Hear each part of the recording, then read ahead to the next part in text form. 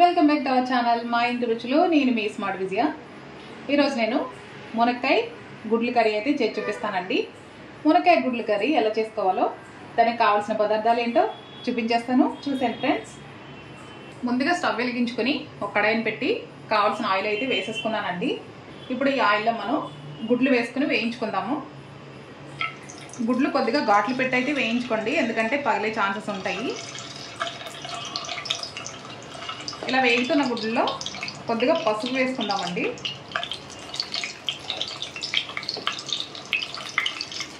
గుడ్లు మనం అన్ని వైపులా వేగేలాగైతే వేయించుకుందామండి. మనకి గుడ్లు అయితే వేగిపోయాయండి. ఒక ప్లేట్లోకి అయితే తీసేసుకుంటున్నాను.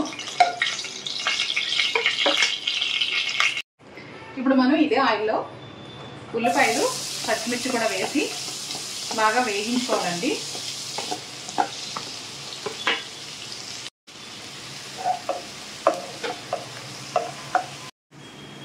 ఉల్లిపాయలు అయితే మనకి బాగా వేగిపోయాయి కదండి. ఇప్పుడు టమాటా ముక్కలు కూడా వేసి బాగా మగ్గించేసుకుందాము. టమాటా ముక్కలు ఇలా మగ్గిన తర్వాత మునక్కాయలు అయితే వేసేసుకుందామండి. మునక్కాయలు వేసుకుని ఒక 10 నిమిషాలు సిమ్లో పెట్టి అయితే ఉడికించుకోవాలి.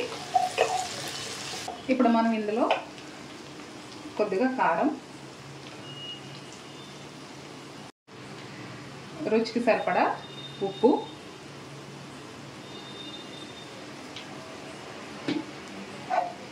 వేసుకుని ఇలా కలుపుకొని ఇప్పుడు వాటర్ అయితే వేసేసుకుందామండి.